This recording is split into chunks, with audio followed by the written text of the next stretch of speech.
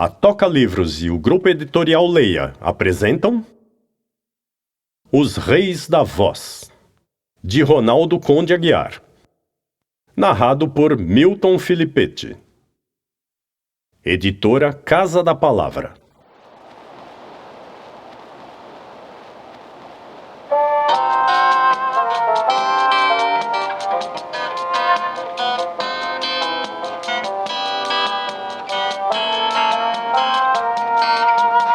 Introdução. Coração, grande órgão propulsor, distribuidor do sangue, venoso em arterial.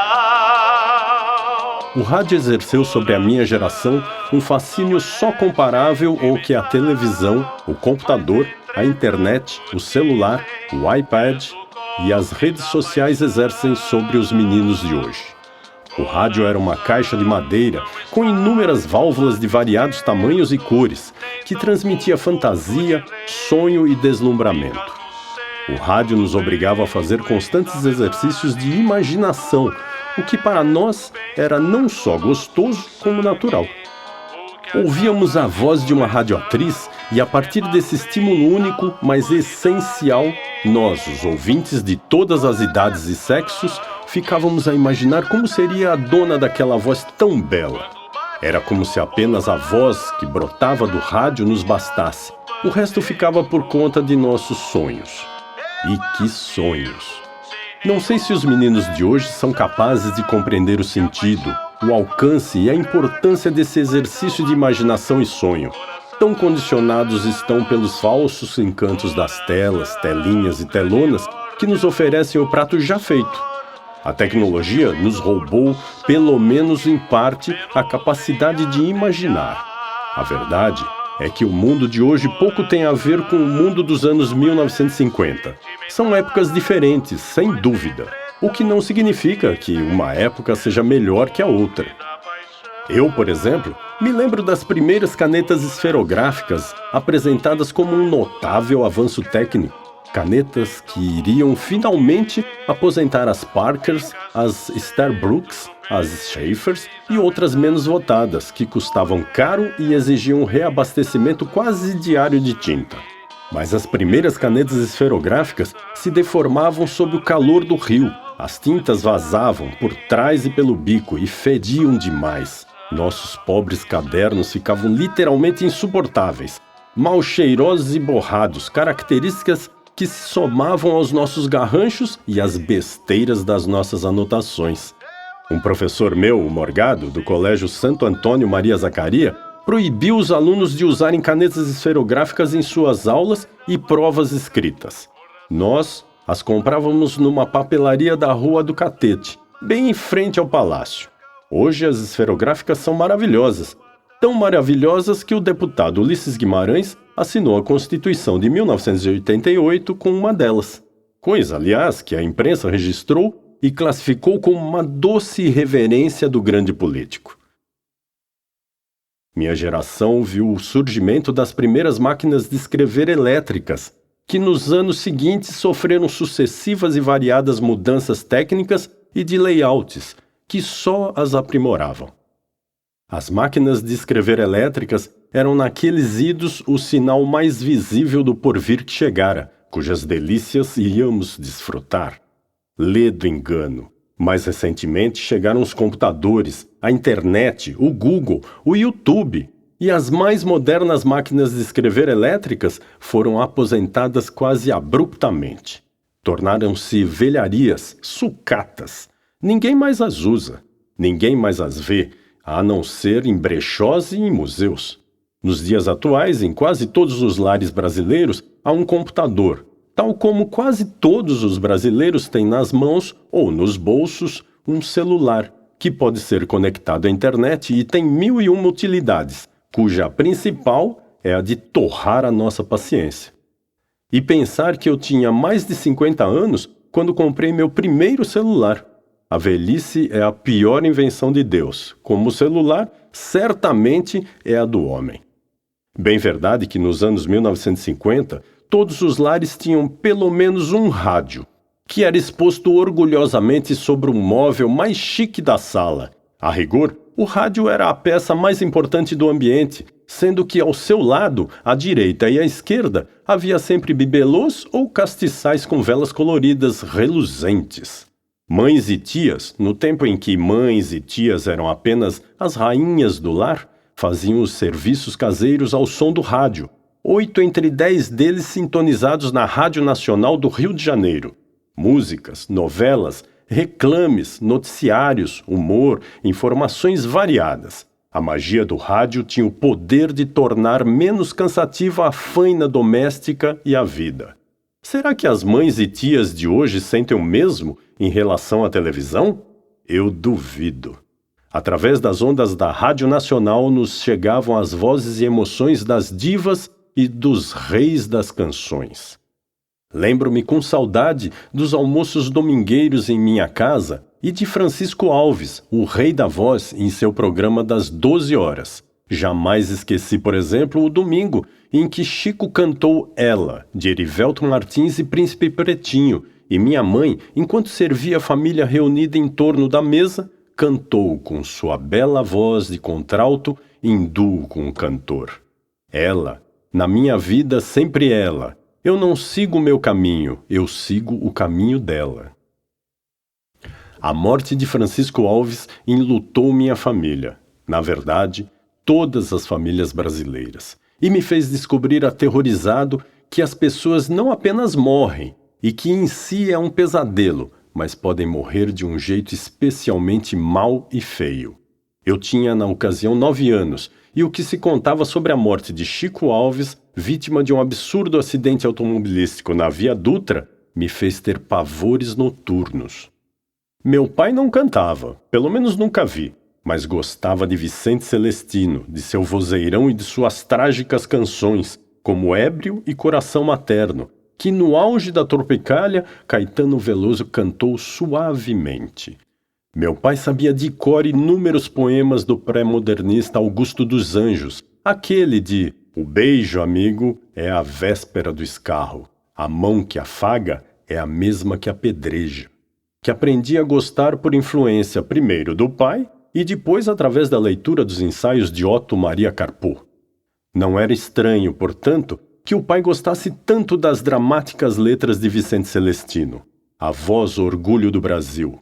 Um trecho de Coração Materno, aquela canção em que o Campônio declara sua paixão à amada, diz que por ela é capaz de matar e morrer. Depois arranca o coração da mãe, cai na estrada e quebra a perna. E para culminar, é perdoado pelo coração da mãe. Provar quero eu que te quero, venero teus olhos, teu porte, teu ser. Mas diga tua ordem espero, por ti não importa matar ou morrer. Lá em casa, 2 outros cantores faziam sucesso. Orlando Silva, o cantor das multidões, e Silvio Caldas, o caboclinho querido.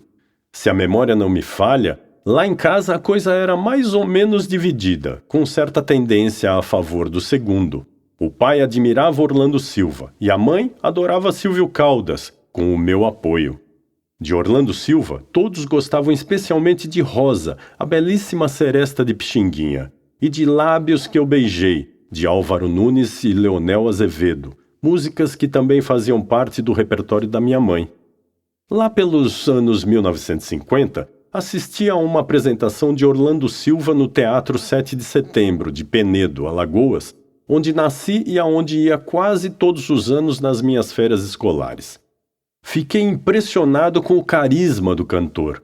Quando ele cantou Jardineira, sucesso do Carnaval de 1939, o vetusto Teatro 7 de Setembro, orgulho dos penedenses, fundado em 1848, transformou-se num imenso salão carnavalesco. De pé, todos cantavam e saracoteavam. Ó jardineira, por que estás tão triste? Mas o que foi que te aconteceu? Foi a camélia que caiu do galho, deu 2 suspiros e depois morreu. Silvio Caldas era uma figura muito particular. Ele, com Orestes Barbosa, era autor de uma unanimidade nacional, Chão de Estrelas, cujo verso "Tu pisavas nos astros distraída", Era citado por Manuel Bandeira como um dos mais belos da poesia brasileira. Mas Silvio Caldas era mais que isso. Embora eclético, como Francisco Alves e o próprio Orlando Silva, Silvio Caldas, cuja voz era menos extensa que a dos rivais, era antes de tudo um seresteiro, um cantor romântico por excelência. Prova disso é a sua interpretação de A Deusa da Minha Rua, de Nilton Teixeira e Jorge Fará, que eu considero uma das canções mais belas da música popular brasileira. Um trecho só para recordar. A deusa da minha rua tem uns olhos onde a lua costuma se embriagar. Nos seus olhos eu suponho que o sol, num dourado sonho, vai claridade buscar. De Carlos Galhardo, o cantor que dispensa adjetivos, nenhuma lembrança especial me ficou. Claro, ele era a figurinha carimbada da Mayrinque Veiga e depois da Rádio Nacional foi intérprete de inúmeros sucessos, inclusive carnavalescos como Alalaô, Nássara e Haroldo Lobo, Nós Queremos uma Valsa, Nássara e Frazão, e Cadê Zazá, Roberto Martins e Ari Monteiro, que, enquanto existiu o carnaval de rua e de clube, faziam parte do repertório dos blocos e das orquestras. Carlos Galhardo ainda ficou famoso pelas canções românticas que interpretou, como foram os casos de Fascinação, Maurice de Ferradi e Fermont Marquette, versão de Armando Lousada, que anos depois mereceria estonteante interpretação de Elis Regina, e Rosa de Maio, de Custódio Mesquita e Evaldo Rui, esta também uma pequena obra-prima. Só meu pai conhecia Mário Reis, jovem e filho caçula de uma família rica, mas que viria a empobrecer rapidamente. Meu pai residia na Tijuca, a Ipanema da época, onde, como de praxe, frequentava os bares nos quais o jovem Mário fazia seu aprendizado musical. Não sei se foram amigos, mas o pai me contou inúmeras histórias em que o Mário Reis e Noel Rosa eram os protagonistas, e ele testemunha. O pai era 4 anos mais moço que Mário e 1 que Noel. Na década de 1950, Mário Reis já estava afastado do circuito musical, razão pela qual ele pouco era citado ou ouvido. Além disso, Mário era naturalmente avesso a entrevistas, fotografias e aparições públicas. Parafraseando o Chacrinha, no meio artístico, quem não se exibe se trumbica. É esquecido ou pior, ignorado. Calbi Peixoto surgiu no meio radiofônico como um foguete. Vinha de uma família de músicos ilustres. Fez sucesso porque era e é um excelente cantor, talvez o maior cantor brasileiro. Conceição, de Jair Amorim e Dunga, é sua marca registrada. Embora não tenha sido seu primeiro grande sucesso, Lugar que Pertence ao Fox, Blue Gardenia, de Bob Russell e Lester Lee, versão de um certo Antônio Carlos, que ninguém sabe exatamente quem era ou é. Nos tempos da Rádio Nacional, Calbi Peixoto, tal como Orlando Silva, reunia em torno de si bandos de fãs ensandecidas que tinham o singelo hábito de rasgar suas roupas, coisa que jamais aconteceu com Francisco Alves, Silvio Caldas e Carlos Galhardo, ícones do rádio brasileiro e sóbrios em suas relações com os admiradores e fãs. O empresário de Calbi, de veras, exigia que o músico se prestasse a esses pequenos escândalos. Nos anos 1950, talvez começo dos anos 1960, eu e alguns amigos, entre eles 2 que tocavam violão, nos reuníamos num recanto nos jardins da praia de Botafogo, na altura da rua Marquês de Abrantes. E lá ficávamos noite adentro cantando, preferencialmente o repertório de Nelson Gonçalves e algumas canções gravadas por Jorge Goulart, por quem eu sempre tive muito respeito e admiração. De Jorge Goulart, nós cantávamos, entre outras, Fim de Semana em Paquetá, João de Barro e Alberto Ribeiro, Laura, Alcir Pires Vermelho e João de Barro, Mês de Maria, Ari Barroso, e Dominó, Jacques Plant, versão de Paulo Tapajós. Citando de memória de Nelson Gonçalves, as mais cantadas eram A Volta do Boêmio, Adelino Moreira, Pensando em Ti, Atiraste uma Pedra, ambas de Erivelto Martins e Davi Nasser, Normalista, Benedito Lacerda e Davi Nasser, e Flor do Meu Bairro, Adelino Moreira. A morte inesperada de um dos violonistas do grupo pingou um triste ponto final às nossas serestas. Não havia mais clima. Nelson Gonçalves era um cantor excepcional, uma das vozes mais maravilhosas do mundo, disse a seu respeito Frank Sinatra. Tal como Orlando Silva, Nelson Gonçalves teve uma vida conturbada por amores, álcool e drogas. Os dois sofreram muito. Nelson ainda deu a volta por cima, mas Orlando Silva não pôde evitar que sua voz fosse prejudicada pelos excessos. Segundo Rui Castro, em certa época da vida, Orlando Silva foi o maior cantor do planeta. Sua voz era invejada e inimitável, como a de Nelson, que a conservou apesar de tudo. Para escrever o presente livro, entrevistei Tito Maddi em sua residência. Tito é, antes de tudo, um cantor que compôs mais de 300 canções, algumas obras-primas como Chove Lá Fora, Não Diga Não, Quero-te Assim, Balanço Zona Sul, Cansei de Ilusões, Gauchinha Bem Querer e Sonho e Saudade, entre muitas outras. Um senhor compositor, um notável cantor, cujo reconhecimento infelizmente não atingiu as alturas merecidas. Em relação a Sonho e Saudade, contei a ele que há muitos anos eu me apresentei a uma linda jovem como autor da canção, ao que acrescentei sem o menor pudor que eu a tinha composto em homenagem a ela. O estranho é que ela acreditou piamente na mentira, e eu, para agravar o meu despudor, nada fiz para desmenti-la. Tito riu muito da história, e quando eu pedi a ele que autografasse a partitura da música, ela faz parte do meu acervo de partituras, ele escreveu: Ao querido novo amigo e parceiro, com o abraço carinhoso do Tito. No momento, Tito Maddi luta contra as sequelas de um AVC, que, embora não tenha afetado sua capacidade de falar, o impede de cantar e de andar. A luta do cantor para se recuperar é heróica. Torço por ele. Ciro Monteiro era, segundo todos que o conheceram, um raro e excelente sujeito. Muitos o chamavam de Formigão, apelido cuja origem não consegui descobrir. Gostava de contar e ouvir piada, mas principalmente curtia e não desperdiçava, segundo Nestor de Holanda, em Memórias do Café Nice, um bom e oportuno trocadilho. Quando casado com a cantora Odete Amaral, Ciro foi informado de que sua empregada tinha sido cortada à navalha pelo marido. Ciro não perdeu a chance, sinal de que ele é um preto de arma branca. Ciro era um dos mais legítimos sambistas brasileiros.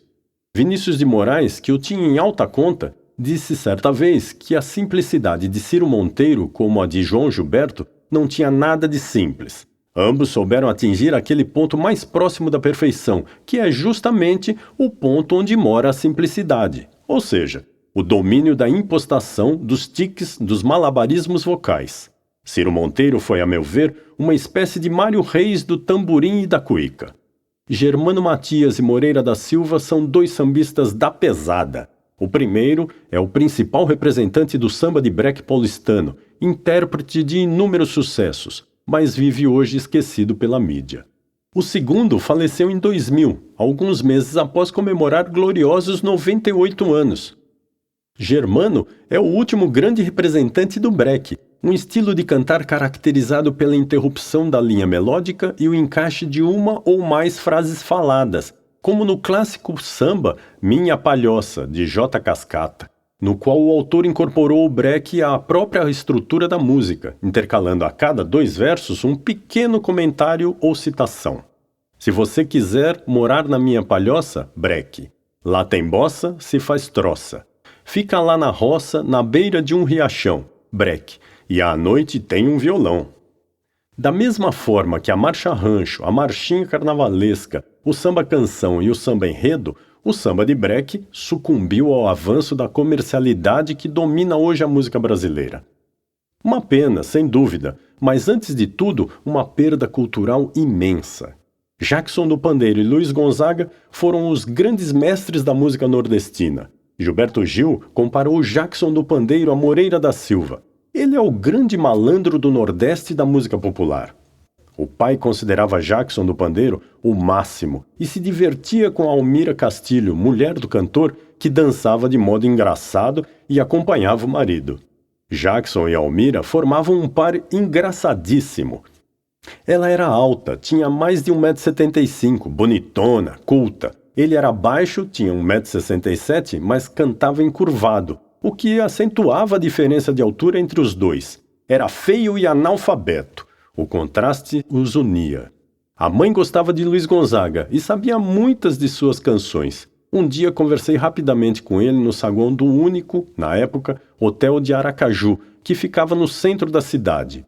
Eu vinha de Penedo, minha terra natal, e ele de Propriá, terra do pai. Alceu Valença fez um paralelo interessante entre Gonzagão e o Jackson, com o qual procurou ressaltar o espírito zombeteiro do segundo. Gonzagão é o Pelé da música e o Jackson o Garrincha. Entendi assim o comentário do Alceu Valença. Gonzagão, tal qual o Pelé, era mais centrado e formal. Jackson, como Garrincha, era endiabrado e irreverente. Creio que o presente livro está justificado. Como devem ter percebido, ele mexe com as minhas lembranças, muitas das quais fincadas nos anos 1950. É bem possível que os leitores identifiquem a ausência de algum nome entre os reis da voz. Eu mesmo lamento não ter acrescentado mais cantores. Razões de tempo, espaço e dificuldades de reunir informações necessárias explicam as ausências que espero um dia reparar. De uma coisa, porém, eu tenho certeza. Como diz a canção, os nomes dos ausentes, como os dos presentes, estão guardados debaixo de 7 chaves dentro dos nossos corações.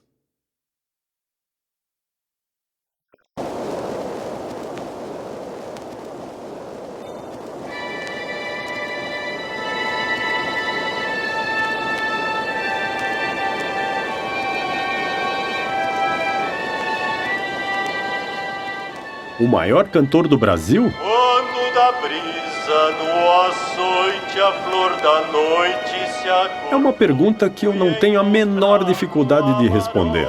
Francisco Alves, Lúcio Rangel. Eu tive na alma um golpe duro quando ao muro já no escuro meu olhar andou buscando a cara dela e não achou. Francisco Alves, o rei da voz. Minha viola gemer. 14 horas e 30 minutos do dia 27 de setembro de 1952, um sábado.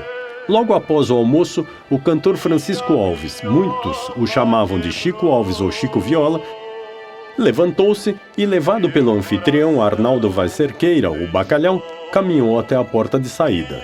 Na calçada, o cantor disse ao amigo um "até a próxima semana". Ouviu do outro "boa viagem, Chico, vá com Deus", e sentou-se ao volante do seu Buick azul, placa 116580. Sempre que vinha a São Paulo, Chico invariavelmente se hospedava na casa de Bacalhau. Sorridente, acenou para um grupo de moradores próximos que, do outro lado da rua, o chamavam pelo nome, e partiu com destino ao Rio de Janeiro. Na véspera, Chico fizera uma apresentação pública no Largo da Concórdia, no Brás, para uma plateia calculada em 5.000 pessoas. O show, organizado pela Rádio Nacional de São Paulo, tinha sido um sucesso. Chico levava um carona, Haroldo Alves, que apesar do sobrenome não era seu parente. Haroldo e Chico Viola tinham sido apresentados por Giovanni Chaves no Turf Club, aonde o cantor costumava ir todos os dias quando estava no Rio. Apesar da diferença de idade, Haroldo era quase 20 anos mais moço que Chico.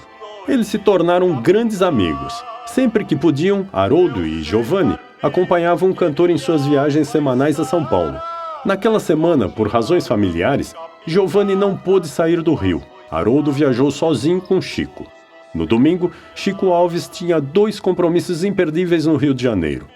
No hipódromo da Gávea, seu cavalo Salmão, um animal clássico, iria disputar o 5º páreo com chances reais de vencer, conforme escreveu o compositor Haroldo Barbosa no Pangaré, famosa coluna de Turf que o autor de Tudo é Magnífico, com Luiz Reis, e de Conversa em Conversa, com Lúcio Alves, mantinha no jornal O Globo. Antes disso, porém, às 12 horas, Chico iria se apresentar em seu programa na Rádio Nacional, aquele em que a locutora Lúcia Helena, muito séria e compenetrada, dizia na abertura: "Ao soar o carrilhão dando as 12 badaladas, ao se encontrarem os ponteiros na metade do dia, também os ouvintes da Rádio Nacional, no programa Luiz Vassalo, se encontram com Francisco Alves, o rei da voz." Em seguida, ainda da coxia, Chico Viola cantava um trecho da bonita e romântica valsa Boa Noite, Amor, que ele adotara como prefixo do programa. Os ouvintes e o auditório da Nacional ficavam eletrizados ao ouvir a voz limpa e firme do cantor. Na carícia de um beijo que ficou no desejo, boa noite, meu grande amor. Chico não viajava de avião porque temia ter o mesmo fim de Carlos Gardel, que morrera carbonizado num absurdo choque de aviões na pista do aeroporto de Medellín, na Colômbia, em 24 de junho de 1935, a malfadada segunda-feira, segundo o jornal portenho El Clarín. No acidente, além de Gardel, morreram os guitarristas Guilhermo Desidério Barbieri e Ángel Domingo Riverol, e o parceiro de Gardel em diversas obras-primas do tango clássico, como Por una cabeza, Mi Buenos Aires querido, El día en que me quieras, Cuesta abajo, Volver e Quando tu no estás, Alfredo Lepera. Chico era um sujeito exageradamente impressionável e dado a superstições, crenças e presságios. Ele interpretara a morte de Gardel não como uma tragédia que ceifara a vida do maior cantor de tango, que ele tanto admirava, mas como um tipo de premonição, talvez um alerta, que ele assumira como dirigido a ele. Chico não dizia nunca a palavra morte, jamais conjugava o verbo morrer, não ia a velórios ou a enterros, não lia obituários, evitava falar de pessoas já falecidas e quando passava diante de um cemitério, virava o rosto para o outro lado. Em 1952, a Via Dutra era uma rodovia de mão dupla. Suas curvas, ondulações, buracos e precárias sinalizações contabilizavam desastres e mortes quase diárias. Tais problemas, porém, não preocupavam o cantor. Chico tinha fama, aliás merecida, de ser bom motorista. Afinal, ele tinha sido chofer de praça, hoje taxista, antes de ser cantor. Além disso, já havia feito aquela viagem incontáveis vezes. Conforme dissera mais de uma vez, conhecia todos os perigos e emboscadas do trajeto. Durante a viagem, Chico sintonizou a Rádio Tupi, ouviu os comentários bobocas que antecedem as partidas de futebol e sentiu uma leve emoção quando o locutor Raul Longras, seu amigo, anunciou o início do jogo entre o querido América Futebol Clube e o Bangu Atlético Clube, pela 7ª rodada do Campeonato Carioca de Futebol. Naquele tempo, América e Bangu pertenciam à confraria dos grandes times do Rio de Janeiro. O público de 12.235 torcedores presentes no Maracanã assistiu a uma peleja que começou morna, mas que, a partir dos 20 minutos do primeiro tempo, cresceu em emoção. O Bangu jogava melhor, mas foi a equipe americana que abriu a contagem através de um potente chute do ponta-direita Guilherme. No segundo tempo, o time de Moça Bonita se impôs, e aí, mais uma vez, prevaleceu o gênio luminoso do craque Zizinho, o mestre Ziza, que não só anotou o primeiro gol dos banguenses, como participou com passes preciosos dos demais gols marcados por sua equipe. O resultado final do match, para a tristeza do americano Chico Alves, foi a vitória do Bangu, apontada no placar de 4-2. Bem verdade que a derrota do seu time não chegou a afetar o humor de Chico Viola, embora ele não tenha gostado nem um pouco da atuação do keeper americano Gavilã, que, segundo Raul Longras, falharam em pelo menos 2 gols assinalados pelo Bangu. Gavilã era reserva do titular Osni, que não jogara devido a uma contusão. Após ouvir os comentários do jogo, Chico desligou o rádio e lembrou-se do sucesso que tinha sido na véspera o show do Largo da Concórdia. Ao seu lado, o carona Haroldo Alves, torcedor do América, menos fanático que Chico, dormia pesadamente. Na altura de Una, localidade situada no município de Pindamonhangaba, um Mercury preto dirigido pelo dentista Jorge Abussanam saiu em alta velocidade de uma estrada lateral de terra e já na Dutra, sem frear, cortou um caminhão, que numa manobra ousada invadiu a pista contrária, justamente aquela em que vinha o automóvel de Chico Alves a 130 km por hora. O cantor, pego de surpresa, ainda tentou desviar do caminhão, mas o choque foi inevitável e violento. O buíque de Chico Alves, atingido de lado, rodopiou, pegou fogo e em segundos explodiu. Cuspido do carro, Haroldo Alves sofreu traumatismo craniano, passou um período no hospital de Pindamonhangaba, para onde foi removido e sobreviveu sem sequelas. O motorista do caminhão, João Walter Sebastiani, teve apenas leves escoriações. Jorge Abussanam, causador do acidente, fugiu. Francisco Alves, o rei da voz, 54 anos completados um mês antes, morreu na hora, carbonizado, tal como Carlos Gardel. Era 17h35 de um malfadado sábado. As notícias sobre a morte de Chico Alves começaram a ser veiculadas de maneira confusa no início da noite daquele sábado. Mas somente no dia seguinte, quando os jornais estamparam as chocantes fotografias do Buick reduzido a uma carcaça disforme e calcinada, os admiradores do cantor, logo todos os brasileiros, puderam ter uma ideia da dimensão da tragédia. Seguiram-se então cenas indescritíveis de sofrimento e dor, que só seriam vistas novamente no Brasil 2 anos mais tarde, quando o presidente Getúlio Vargas, abandonado por amigos aliados e inteiramente só no catete, deu um tiro no próprio peito. De norte a sul, as rádios brasileiras e as vitrolas domésticas puseram-se a tocarem freneticamente o repertório do Rei da Voz, enquanto os locutores, entre uma canção e outra, liam mensagens emocionadas que chegavam a cada instante de todos os rincões da pátria e do exterior. Milhares de pessoas fizeram vigília na Cinelândia, em frente à Câmara dos Vereadores, onde numa urna lacrada o corpo, ou o que sobrou do corpo, do cantor foi velado. Na longa fila, que se arrastava lentamente como se fosse uma procissão, as pessoas choravam, rezavam e empunhavam velas acesas. No dia 30 de setembro, 3 dias após a tragédia, uma multidão, as estimativas variavam de 200 a 500 mil pessoas, ao som de Adeus, 5 letras que choram, do humorista e compositor Silvino Neto, acompanhou o féretro até o cemitério São João Batista, na zona sul do Rio, transformando o trânsito da cidade em um verdadeiro caos. Adeus, adeus, adeus. 5 letras que choram, num soluço de dor.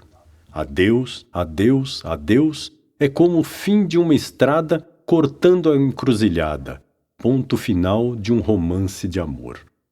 A verdade é que a carreira de Francisco Alves foi uma notável sequência de sucessos. Desde sua estreia em 1918 até sua morte em 1952, ele jamais teve o prestígio minimamente abalado ou questionado, enquanto seus principais concorrentes, Orlando Silva e Silvio Caldas, experimentaram, por razões diversas, altos e baixos em suas vidas e carreiras. Chico Alves era disparado o cantor que mais vendia discos, não faltava aos compromissos assumidos, não usava drogas, não bebia. Seu programa da Rádio Nacional era campeão de audiência e seus espetáculos invariavelmente arrastavam mais gente que os de qualquer outro cantor. Segundo as más línguas, Chico Alves tinha apenas 2 paixões, um vício e um hábito. Suas 2 paixões eram o América Futebol Clube e o Turf.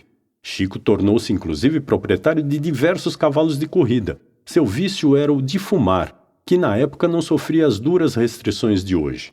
E seu hábito era pouco higiênico e nada elegante, cuspir de lado, às vezes a seco. A verdade é que Chico Alves foi o primeiro do Brasil a conferir à atividade de cantor um status plenamente profissional. Era, além disso, um homem poderoso. Sua vontade era lei nas gravadoras e emissoras em que trabalhava. E coisa rara num meio altamente competitivo como o artístico. Usou e abusou de seu baita prestígio para lançar, ajudar e apoiar jovens compositores, como Ari Barroso, Erivelto Martins, Ismael Silva, entre outros futuros craques da música brasileira, e cantores, como Orlando Silva, Aracide Almeida e as irmãs Linda e Dircinha Batista. Prova disso foi o depoimento emocionado de Orlando Silva, o cantor das multidões, à revista do rádio número 514, de 25 de julho de 1959. Francisco Alves foi para mim um verdadeiro pai, mais do que isso, uma bênção de Deus na minha vida de cantor. Apresentado a Chico Alves pelo compositor Bororó, autor dos clássicos Da Cor do Pecado e Curaré, Orlando Silva, na época um desconhecido, pediu a Chico uma oportunidade de mostrar seu talento. Como já fizera antes tantas vezes, Chico topou e, após ouvir o jovem cantor, reconheceu suas qualidades. Quer ir se apresentar no meu programa na Rádio Cajuti? Orlando perdeu o fôlego, gaguejou um tímido sim, claro.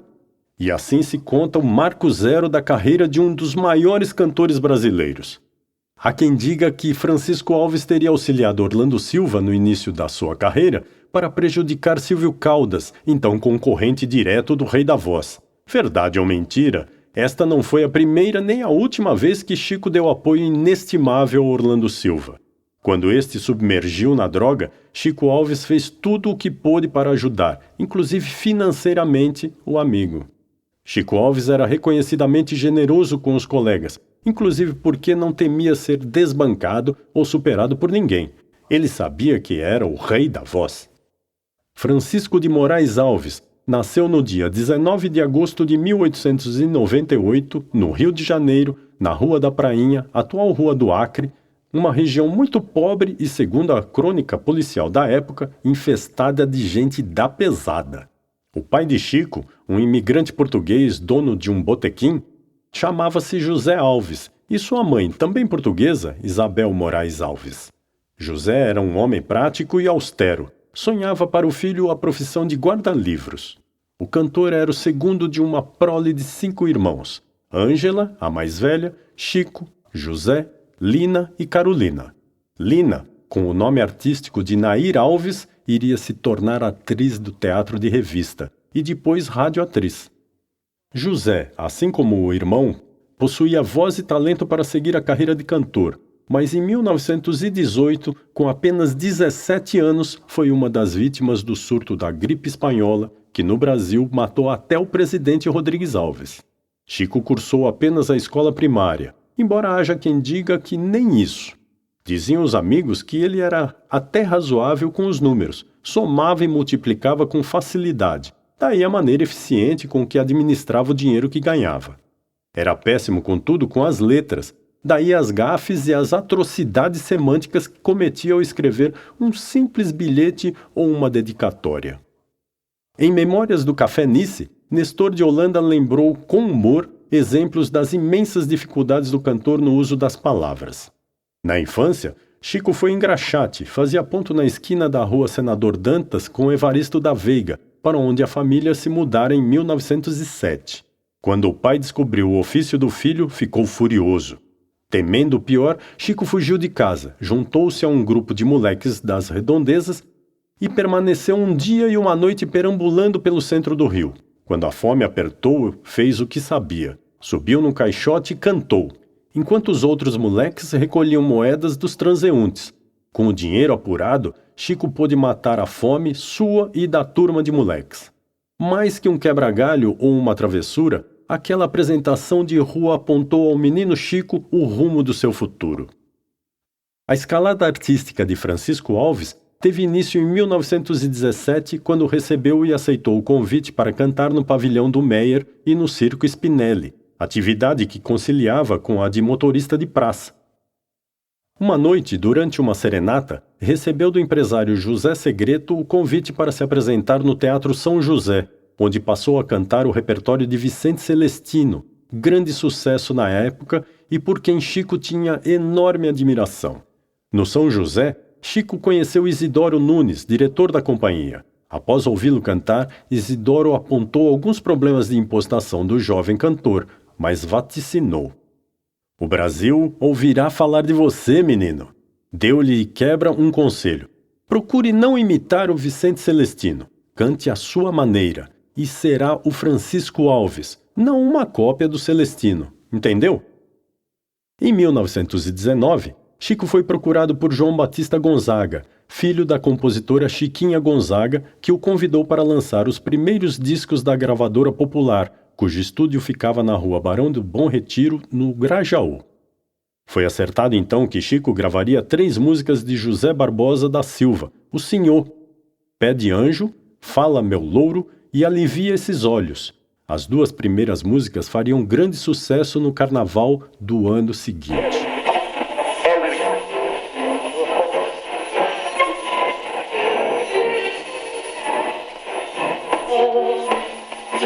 Chico Duro. Nos tempos do Café Nice, Chico Alves tinha fama de avarento. Apesar de abastado, não pagava o café de ninguém e vivia frilando cigarros de todos. Ganhou por isso o apelido de Chico Duro. Alguns amigos afirmavam que o apelido era injusto, pois Chico nunca se recusou a ajudar financeiramente conhecidos e desconhecidos. O ano de 1920 foi marcante na vida de Francisco Alves. Jovem, vaidoso e pleno de vitalidade, Chico era assíduo frequentador das rodas boêmias da Lapa. Numa madrugada, conheceu num bordel sórdido da rua Joaquim Silva uma jovem chamada Perpétua Guerra Tutóia, que no métier atendia pelo alencarino nome de Ceci. Segundo o próprio Chico, Ceci era bonita e atraente, a boca muito pintada, os olhos maliciosos e o vestido colado ao corpo davam-lhe a indispensável cor local. A verdade é que Ceci exerceu sobre Chico Alves uma espécie de atração romântica irresistível, que o levou a tomar uma decisão da qual ele logo viria a se arrepender e amargar pelo resto da vida. Levado por uma paixão incontrolável e pelo impulso idealista e ingênuo de livrar a jovem daquela vida de perdição e pecado, o cantor pediu Ceci em casamento. Ela, claro, aceitou na hora. A decisão do cantor chocou a família Alves e assustou amigos e conhecidos, que tentaram inutilmente dissuadi-lo. Houve protestos, conselhos, zangas e lágrimas. Dona Isabel disse ao filho que aquele casamento seria o maior desgosto da minha vida. Ângela, a irmã mais velha, evocou a memória do pai, que jamais aceitaria aquela união. Amigos lhe disseram poucas e boas, mas Chico permaneceu irredutível. Declarou-se apaixonado e decidido a se tornar o marido de Ceci. E assim, no dia 24 de maio de 1920, realizou-se apenas no civil a cerimônia de casamento de Francisco e Perpétua. Os amigos do cantor não estiveram presentes, na verdade, sequer foram convidados. Os membros da família do cantor foram convidados, mas desolados e em protesto não compareceram. Como era de se esperar, o casamento não durou sequer um mês, sobretudo porque Ceci, para espanto do marido, recusou-se a abandonar o meretrício que ela gostava de exercer, conforme afirmou a um Chico Alves pasmo e boquiaberto. A seu modo, Ceci fora sincera com Chico a informar que estava no meretrício não exclusivamente por causa do dinheiro, mas também porque desejava e gostava. Segundo ela, a vida no bordel era alegre e movimentada, enquanto o trabalho doméstico era uma chatice. Chico quase não acreditou no que ouviu da mulher. Anos depois, em depoimento ao jornalista Davi Nasser, Chico ainda demonstrava espanto com o que lhe dissera a Ceci.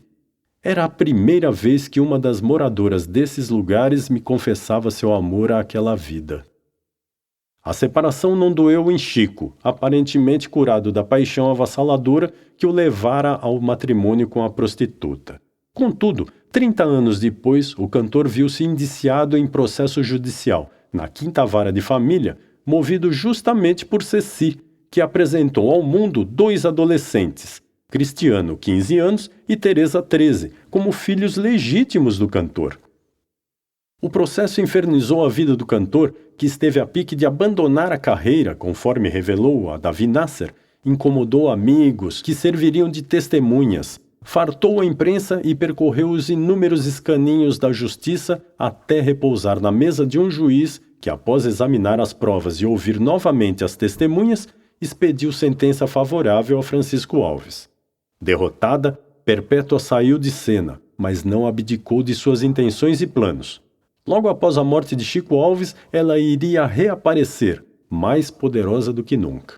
A vida de Francisco Alves tomou rumos definitivos após o fim de seu casamento com Ceci. Ainda em 1920, Chico começou a atuar na companhia de Batista de Oliveira, pai da atriz Amélia de Oliveira, no Politeama de Niterói. E como as frustrações amorosas só se curam mediante as alegrias de uma nova paixão, Chico resolveu também esse problema. Conheceu e, como era o seu estilo, apaixonou-se perdidamente por Célia Zenatti, que viria a ser sua companheira pelos 28 anos seguintes. Em 1927, por convite do compositor Freire Júnior, que daria ao cantor um de seus grandes sucessos, a valsa Malandrinha, Chico Alves ingressou na Odeon, onde 3 anos antes já havia registrado 3 músicas de carnaval. Na Odeon, Chico ainda gravaria 11 discos pelo processo mecânico ou acústico. Aquele em que a gravação dependia essencialmente do vozeirão do cantor e exigia grande esforço dos instrumentistas. O sistema elétrico de gravação, importante inovação tecnológica na história do disco, foi introduzido no Brasil em meados de 1927, e Chico teve a primazia de ser o primeiro cantor brasileiro a gravar pelo novo processo. As duas composições escolhidas eram da autoria de Duque, nome artístico do comediógrafo, dançarino e dentista baiano Antônio Lopes de Amorim Diniz, a marcha Albertina e o samba Passarinho do Mar. Ainda nessa época, Chico também passou a gravar na Parlophone, uma subsidiária da Odeon, na qual lançou a primeira e histórica gravação de A Voz do Violão, de sua autoria e Horácio Campos. Não queiras, meu amor, saber da mágoa que sinto quando a relembrar-te estou. Atestam-te os meus olhos rasos d'água a dor que a tua ausência me causou. Eu tenho um companheiro inseparável na voz do meu plangente violão. Em fevereiro de 1929, já com vários discos gravados, Chico estreou na Rádio Sociedade. Na época, o Brasil era um país litorâneo, sem telefones e estradas. Poucas famílias possuíam vitrola e a distribuição de discos praticamente inexistia, a não ser, e precariamente, nas grandes cidades. O rádio, portanto, seria o único meio de comunicação com alguma capacidade de levar a voz dos cantores à maioria dos lares litorâneos e a algumas áreas interioranas. Chico percebeu a importância que o rádio teria em sua carreira, dando a ele a amplitude na divulgação do seu repertório. Foi mais ou menos nessa época que Chico passou a frequentar o Estácio, uma espécie de quartel-general do compositor Ismael Silva, a quem fora apresentado pelo também compositor Alcebiades Barcelos, o Bide, que havia dias antes vendido a Chico a parceria do samba A Malandragem. O comércio, compra, venda e doação de composições e de parcerias foi amplamente utilizado na história da música brasileira, principalmente, mas não de forma exclusiva, nas décadas de 1920, 1930 e 1940. No caso específico da relação entre Chico Alves e Ismael Silva, e não só com ele, mas com Newton Bastos, Bide, Noel Rosa e Lamartine Babo, ambos só tinham a ganhar com tais transações. De um lado, o compositor, além de receber um dinheirinho extra e necessário, pois em geral vivia em penúria, teria um intérprete do porte de Chico permanente de suas músicas. De outro, o cantor garantia para si um repertório exclusivo e principalmente de grande qualidade. Em São Ismael do Estácio, Maria Teresa Melo Soares identificou 21 músicas compostas por Ismael Silva, algumas com parceiros, que Francisco Alves ou aparece como único compositor ou como um parceiro a mais. Entre elas estão os antológicos Se Você Jurar, Ismael Silva, Newton Bastos e Francisco Alves, Adeus, Ismael Silva, Noel Rosa e Francisco Alves, e Sofrer é da Vida, que é um caso extremo. Chico Alves aparece como único autor, embora seja exclusivamente de Ismael Silva.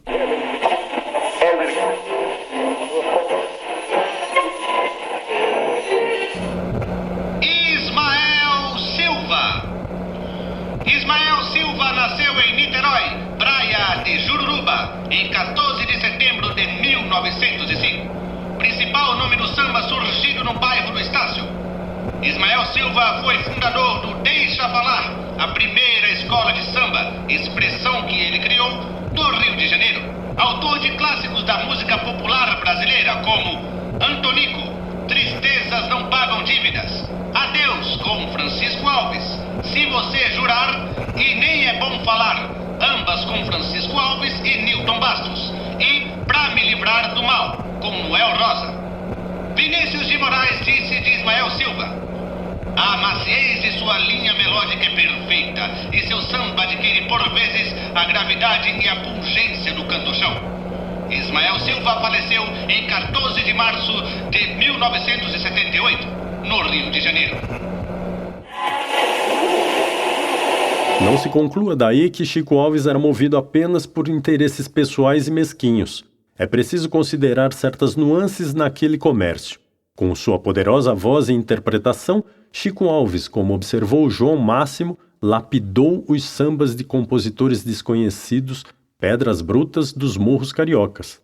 Não raras vezes, Chico repassava a outros cantores, como Mário Reis e Silvio Caldas, o direito de interpretar e gravar os sambas de Ismael e de outros compositores do Estácio. É bom lembrar ainda que Chico lançou dezenas de músicas de Ari Barroso, Erivelto Martins e Lupicínio Rodrigues, entre muitos outros compositores, sem nada pedir ou exigir em troca. Isso sem falar na enxurrada de cantores e cantoras que tiveram acesso às gravadoras e emissoras de rádio mediante a sua interferência direta. Em 1926, um rapaz de família abastada, estudante de direito, morador da elegante e tradicional Rua Afonso Pena, na Tijuca, começou a tomar aulas de violão com o compositor Senhor, a quem conhecera anos antes na tradicional loja Guitarra de Prata. O rapaz chamava-se Mário da Silveira Meireles Reis e impressionou o mestre pela maneira suave e fácil de interpretar as composições. Senhor ficou tão entusiasmado com o que viu e ouviu que, após treinar o rapaz por 2 anos, o levou para gravar na Odeon. Foi um sucesso, principalmente o 3º disco gravado por Mário, Odeon número 10.278, lançado em novembro de 1928, que trazia 2 obras-primas do compositor, Jura e Gosto que me enrosco. Francisco Alves tinha faro apurado para os negócios e logo percebeu que o estilo de cantar de Mário Reis, bem diferente do seu, representava um contraponto positivo que poderia render bons frutos a ambos. Procurou-o, segundo José Lino Grünewald, Mário ficou emocionado ao receber o cantor e lhe perguntou se não gostaria de gravar em duo com ele. Mário, claro, aceitou na hora. Quem não aceitaria? Assim nasceu o mais importante dueto vocal da história da música popular brasileira. Entre setembro de 1930 e dezembro de 1932, Chico e Mário gravariam sempre pela Odeon 12 discos 78 rotações, ou seja, 24 músicas, entre as quais Se Você Jurar e Fita Amarela, de Noel Rosa. A simbiose entre os 2 estilos de cantar foi perfeita, embora a busca pelo equilíbrio das 2 vozes tenha obrigado Chico a reduzir a potência do seu vozeirão e a ceder, em algumas gravações, o primeiro plano a Mário. Chico era, antes de tudo, um profissional. Sabia que pequenas concessões fazem parte da vida e podem se transformar em fonte de lucro. Chico Alves foi um dos maiores intérpretes de Noel Rosa. Contudo, segundo João Máximo e Carlos Didier, não foi exatamente a música que aproximou os 2, mas a paixão que ambos nutriam pelos automóveis. Paralelamente à música, Chico, desde que abandonara a profissão de chofer de praça, dedicou-se também ao comércio de automóveis usados. Motoristas contratados por Chico viajavam de trem até São Paulo e de lá traziam os carros que Chico revendia no Rio de Janeiro.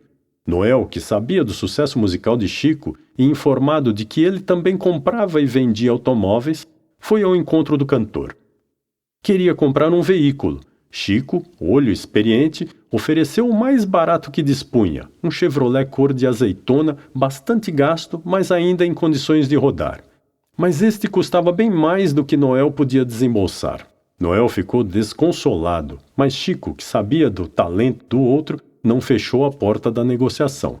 Puxou assunto, com aquele jovem magro, baixo, sem queixo. Conversaram sobre automóveis e, como era de se esperar, trocaram algumas ideias sobre música. Noel confidenciou que não só fazia sambas e canções, como tinha por hábito consertar letras de músicas de muita gente por aí. Chico percebeu no comentário do autor de Com Que Roupa uma espécie de senha. Dias depois, Chico, como quem não quer nada, perguntou a Noel se ele ainda estava interessado no Chevrolet. Noel disse que sim, mas informou que a situação continuava como antes. Ele não possuía numerário para adquiri-lo. O cantor sorriu e propôs malicioso. Eu lhe dou o Chevrolet. Quer? Noel regalou os olhos surpreso. Chico cuspiu de lado. Mas você me paga com sambas. Topa? Noel gostou da proposta, mas achou prudente pedir tempo. Queria pensar. Chico informou que nos próximos dias iria a Buenos Aires com Mário Reis, Carmen Miranda e Luperce Miranda. Conversariam na volta. Noel topou, mas no íntimo já tinha tomado uma decisão. Aceitaria a proposta do cantor. A vontade de possuir um automóvel... Esperamos que você tenha gostado desta prévia. Para continuar ouvindo este audiolivro no Google Play Livros, use o link na descrição do vídeo.